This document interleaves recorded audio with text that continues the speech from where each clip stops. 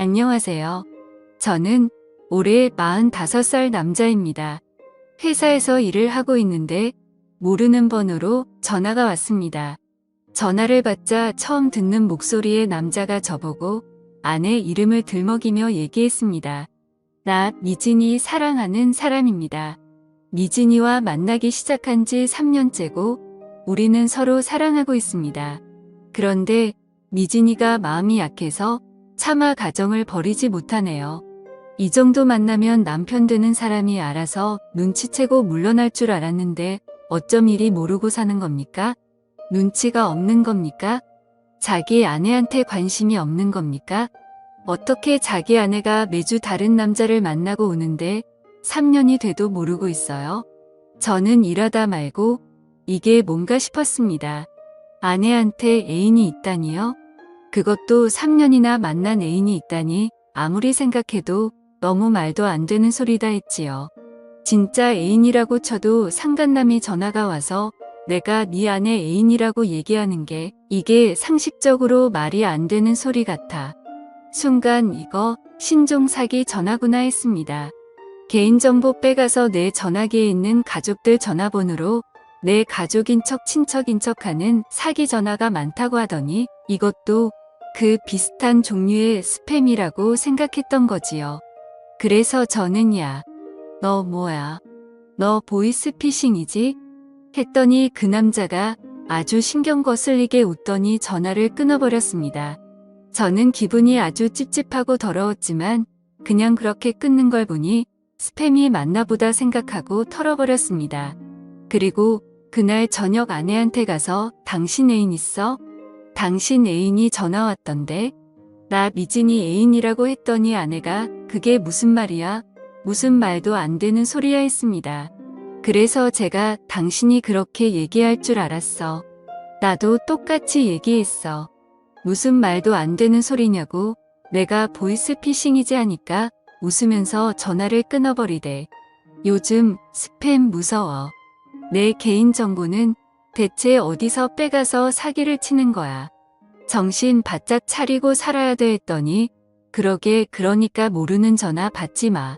요즘은 전화만 잘 못 받아도 개인정보 다 빼간다잖아. 암튼 빨리 끊어 다행이지 뭐야 하더군요.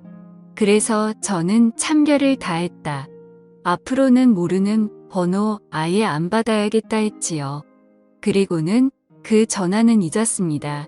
제 입장에서 봤을 때 정말 말도 안 되는 소리였으니까요. 그 전화를 받고 일주일 뒤 모르는 번호로 또 전화가 걸려왔습니다. 가만 보니 일주일 전에 걸려왔던 그 번호 같더군요. 그래서 저는 보이스피싱이라 생각하고 전화 끊어버렸고 며칠 후 또 전화가 걸려오기에 아 이거 진짜 끈질긴 놈이네 하고 또 전화를 끊어버렸지요. 저는 혹시나 실수로 이 전화를 받게 될까봐 보이스피싱이라고 번호도 입력해 놓았습니다. 그런데 그 보이스피싱이 장난이 아닌 겁니다.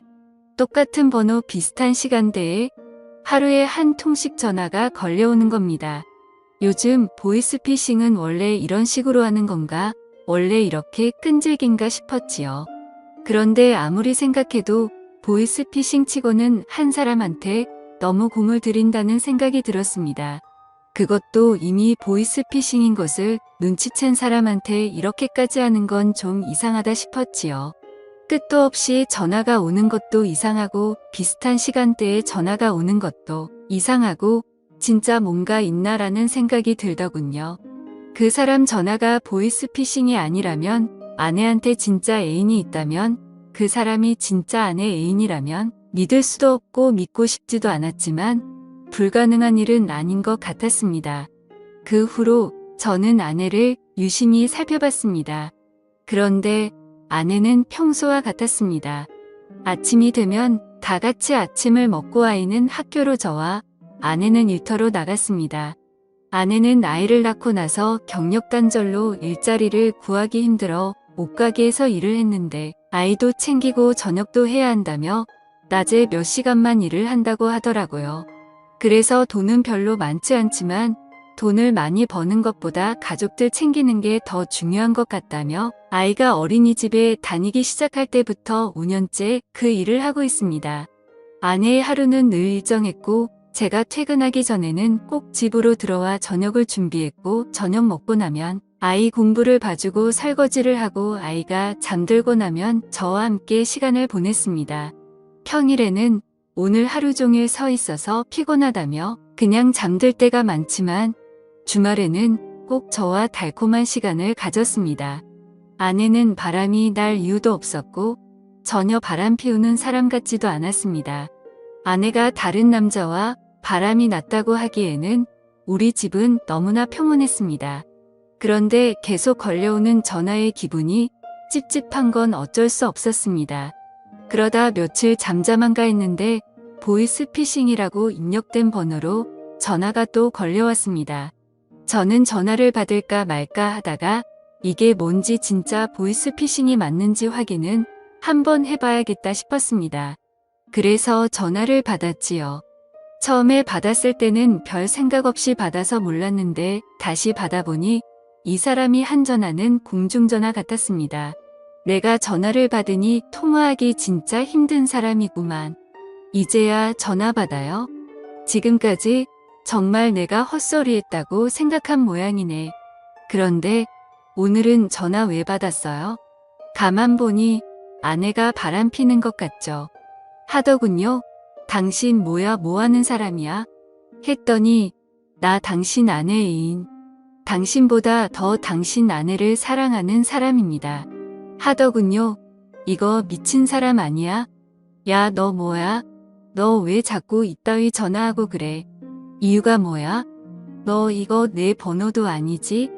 더 이거 공중전화에서 전화하는 거잖아. 이거 완전 사이코패스 아니야? 지금 뭐 하자는 수작이야? 저도 모르게 소리를 쳤습니다.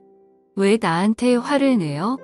화를 내려면 당신 아내한테 화를 내야지. 나는 당신 아내가 다른 남자와 바람이 났다는 거 얘기해주는데 고마워해야 하는 거 아닌가? 그렇게 속고 살면 완전 호구지. 정말 모르는 거예요? 그냥 적당히 눈 감아주고 모른 척 하는 거예요? 했습니다. 이거 완전 또라이 아니야? 너 지금 나 협박하는 거야. 내 말이 사실이면 공중전화로 하지 말고 나하고 만나. 아내하고 3자 대면에서 사실인지 협박인지 확인해 보자고. 만나면 3자 대면에서 사실이면 그때는 당신 아내하고 헤어질 건가? 그게 약속하면 내가 앞에 나타나지. 순간 뭐라고 할 말이 없었습니다. 만약 3자 대면에서 저 사람 말이 사실이라면, 진짜 내 아내가 제 남자 애인이라면 갑자기 아내와 헤어진다는 것은 상상도 할 수 없는 일이었습니다. 그래서 제가 말했습니다. 나는 내 아내를 믿고 당신 말이 사실이라고 생각하지 않아. 하지만 이렇게 전화해서 얘기를 하는 데는 그만한 이유가 있을 것 같은데 나 생각할 시간이 필요해. 내일 다시 전화를 주면 내가 3자 대면을 할지 말지 결정할 테니까 내일 다시 얘기했지요. 저는 이름도 얼굴도 전화번호도 모르는 그 남자 때문에 머리가 터질 것 같았습니다. 그 남자는 누군지 도대체 나한테 왜 이러는지 알아야겠다 생각이 들었습니다. 어떻게든 끝을 보지 않으면 절대 끝날 것 같지 않았습니다. 저는 우선 아내와 얘기를 해봐야겠다 싶었지요. 제가 제일 믿는 사람도 아니고 그 누구보다 믿어야 할 사람도 아니니까요. 저는 아내한테 그날 있었던 일에 대해 얘기를 했습니다. 그리고 물었지요. 어떻게 된 거야? 솔직히 말해줬으면 좋겠어. 당신한테 진짜 애인이 있는 거야. 만난 지 3년이나 됐다는데 지금까지 날 속이고 남자를 만났던 거야. 그랬더니 아내는 아니야. 애인이라니 무슨 말도 안 되는 소리야. 내가 왜 애인이 필요해? 내가 무슨 애인이 있다고 그래? 어떤 미친 인간이 그런 얘기를 한 건지 모르겠는데 이름도 모르고 얼굴도 모르는 사람 얘기를 믿겠다는 거야. 나를 믿어야지. 나 정말 그런 거 없어. 그래 나도 당신을 믿어. 그런데 그 사람이 그러는 데는 이유가 있을 거잖아. 누군지 정말 몰라? 누군지 짐작하는 사람도 없어? 물었더니 아내 눈빛이 살짝 흔들리는 것 같았습니다. 그래도 아내는 그 남자에 대해서는 입을 열지 않았습니다. 그럼 나 한 가지 부탁이 있어. 당신 전화기 한번 보자. 문자, 사진, 통화 내용 모두 다 보여주면 당신 말 믿을게. 그랬더니 아내는 바로 전화기를 열어서 보라고. 도대체 뭐가 있냐고 이래도 나를 못 믿겠냐고 했습니다. 정말 아내의 전화기에는 다른 남자와 찍은 사진 한 장도 없고 낯선 전화번호도 없었습니다. 문자도 전화도 저랑 가족들 외에 특별히 연락을 주고받은 흔적도 없었습니다. 정말 귀신에 홀린 기분이 들었지요. 아내는 절대 애인 같은 건 없다는데 그 남자는 끝까지 자기가 아내 애인이라고 하니 기가 막힐 노릇이었습니다. 솔직히 이제는 누구 말이 진짜인지 누가 나를 속이고 있는 건지 판단할 수도 없었습니다. 당연히 아내를 믿어야지 싶다가도 도대체 밖에서 무슨 짓을 하고 다니기에 이상한 사람한테서 전화가 오나 아내가 의심스럽기 시작했습니다. 저는 밤새도록 한숨도 잘 수가 없었습니다. 우선 그 사람을 만나지 않는 이상 답은 나올 것 같지 않았습니다. 그렇다고 그 남자가 내거는 조건을 무조건 받아들이고 아내와 선자 대면을 할 수도 없었습니다. 어떻게 할까 수도 없이 생각하고 또 생각했죠. 저는 그 남자가 비슷한 시간에 전화하는 공중전화 위치를 확인해 보기로 했습니다. 저는 114 홈페이지로 들어가서 그 남자의 공중전화번호를 찍었습니다. 도로명 주소와 함께 지도에 정확한 위치가 표시되었습니다. 그곳은 우리 집에서 40분 정도 떨어진 곳이었습니다. 그 남자가 내일 다시 전화하기로 했으니 분명 내일 비슷한 시각에 그 남자는 저에게 전화를 할 것이고 저는 현장으로 가서 그 남자를 붙잡고 이판사판 어떻게든 결론을 내기로 했습니다. 늘 전화가 오는 시각은 12시에서 1시 사이 저는 회사로 출근했다가 조퇴를 하고 그 남자가 전화하는 공중전화로 갔습니다. 저는 근처 커피숍에 앉아서 그 남자가 전화하길 기다렸습니다. 정확히 남자는 12시 58분에 전화를 했습니다. 전화가 울리자 바로 전화를 받고 공중전화로 발걸음을 옮겼습니다. 역시나 허름한 공중전화 안에 웬 남자 한 명이 전화를 걸고 있었습니다. 그 남자가 저에게 생각 많이 해봤냐고 어떻게 할 거냐고 묻더군요. 그래서 나는 내 아내를 조금도 의심하지 않고 내 아내는 절대 그럴 사람이 아니다. 그러니 미친 짓 한 번만 더 하면 경찰에 신고해서 가만두지 않을 거라고 했지요. 그랬더니 그 남자는 또다시 너무나 기분 나쁜 소리로 웃으면서 어떻게 그런 여자를 믿지 다시 생각해봐. 그 여자 장난 아니야. 내 말 믿고 싶지 않은 모양인데 너는 미진이를 몰라. 내가 미진이를 정말 잘 알아. 우리 정말 그렇고 그런 사이야 했습니다. 저는 당장 달려가 멱살을 거머쥐고 죽도록 해주고 싶었지만 억지로 끓어오르는 화를 눌렀습니다. 그 남자의 집이든 직장이든 뭐든 알아내야 했으니까요. 그 남자는 저에게 남편을 속이고 다른 남자와 놀아나는 그런 여자를 어떻게 믿으려고 그러냐며 다시 잘 생각해보라는 말을 남기고 전화를 끊었습니다. 그 남자는 전화를 끊고 발걸음을 돌렸습니다. 저는 그 남자의 뒤를 멀찌감치 밟았고 그 남자가 들어가는 곳은 무인 모텔이었습니다. 아무도 없이 혼자 들어갔습니다. 저는 일단 기다려보기로 했지요. 그리고 잠시 후 한 여자가 모텔로 들어섰는데 저는 얼굴을 보고 숨이 탁 막혔습니다. 그 남자가 들어가고 난 후 얼굴을 나타낸 그 여자는 제 아내였습니다. 저는 이 상황을 믿을 수 없었습니다. 이렇게 되면 그 남자의 말이 모두 사실인 셈이었지요. 하지만 끝까지 아내는 아니라고 했고 자기 말을 믿어달라고 했고 저는 아내를 믿었습니다. 그런데 어떻게 이런 일이 있을 수 있는지 눈으로 보고도 믿을 수 없었습니다. 저는 무조건 아내 뒤를 따라갔습니다. 아내는 제가 있는지 없는지 전혀 눈치도 채지 못한 채 짧은 치마를 입고 높은 구두를 신고 걸어갔습니다. 그리고 아내는 방 번호를 확인하고 들어갔습니다. 아내가 방으로 들어서고 문이 닫히기 전에 저는 발로 문을 고정시키고 방문을 열어 젖혔습니다. 아내와 제 눈이 마주친 순간 죽은 사람이 살아 돌아오기라도 한 듯 아내는 소스라치게 놀라며 그 자리에 주저앉아 버렸습니다. 당신이 여기 어떻게? 아내는 차마 말을 잇지 못했고 그 남자는 올 것이 왔다는 듯 특히 당황하지 않았습니다. 저는 아내를 붙잡고 소리쳤습니다. 이게 어떻게 된 일이야? 아니라고 했잖아. 나 당신을 믿었어. 그런데 이게 뭐야? 지금 이 시간에 당신이 왜 여기 있어? 왜 여기 있냐고? 나한테 전화한 저놈이랑 왜 여기 있어? 진짜 저놈 애인이라도 되는 거야. 저놈 말이 다 맞아? 그런 거야. 내가 미친 사람처럼 소리를 쳤다.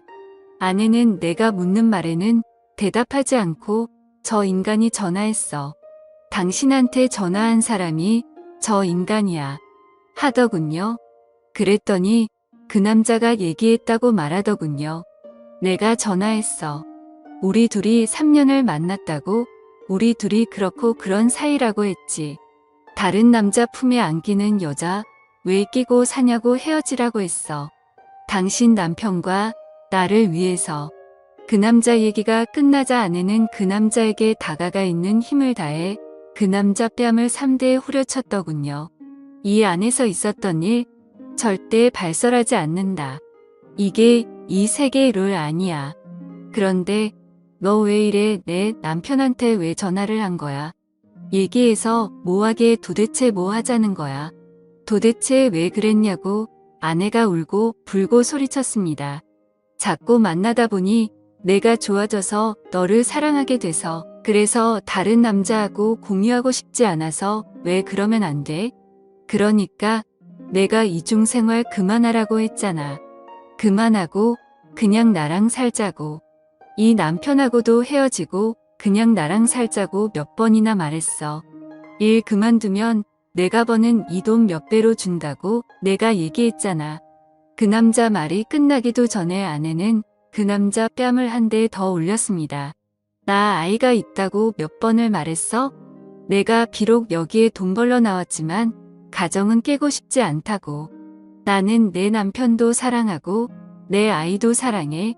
그러니까 우리 사이는 여기까지라고 돈을 받고 만나는 사이 그 이상도 아니라고 했잖아. 그런데 왜 이래? 왜 이렇게까지 하는 건데? 내가 절대 안 된다고 했잖아. 그럼 나는 언제까지 너를 다른 남자들하고 공유해야 하는데? 왜 내 마음을 몰라주는 거야? 나 정말로 더 사랑해? 진짜 사랑한다고 둘이 대화하는 꼴을 보고 있자니 키가 거꾸로 솟는 것 같았습니다. 저는 모텔 안에 있는 TV 쓰레기통 탁자 다 집어던져 버렸습니다. 아내는 그동안 돈을 받고 이딴 짓을 하고 있었던 겁니다. 저한테는 옷가게에서 일한다고 해놓고 아내는 이곳으로 출근을 했던 겁니다. 저 대단한 회사는 아니지만 중견기업에 다니고 있고 한 달에 400만 원 정도 월급 받고 있습니다. 보너스, 휴가비, 교통비는 별도로 받고요. 저 지금까지 일하면서 한 푼도 안 쓰고 아내한테 그 월급 다 가져다 주고 저는 필요한 만큼 아내한테 돈 받아서 썼습니다. 필요한 돈이라고 해봐야 가끔 쓰는 술값 친구 친척들 경조사비 정도였지. 저는 별다른 취미도 없어서 돈을 많이 쓰는 스타일도 아니었습니다. 딸 하나 키우고 우리 셋이 살면서 대단히 넉넉하지는 않아도 충분히 살 수 있는 돈이었습니다.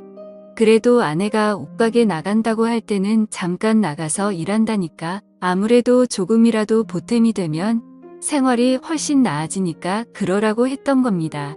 그런데 아내는 지난 5년간 저를 속이고 남자들을 만났으며 그것도 몇 명을 VIP로 정해놓고 마치 애인 만나는 것처럼 만나고 있었고 그 중에 의사, 은행원, 언론인 등 여러 명이 있었는데 은행에 다니는 이 남자는 40이 되도록 결혼하지 않고 있다가 아내를 만난 후 아내에게 목을 메었던 겁니다. 저는 아내에게 물었습니다. 왜 이랬냐고요. 이렇게 돈 벌지 않아도 먹고 사는 듯 부족하지 않은데 왜 이렇게까지 돈을 번 거냐고요. 그랬더니 아내는 처음에는 전화 통화만 하는 일인 줄 알고 시작했다고 했습니다.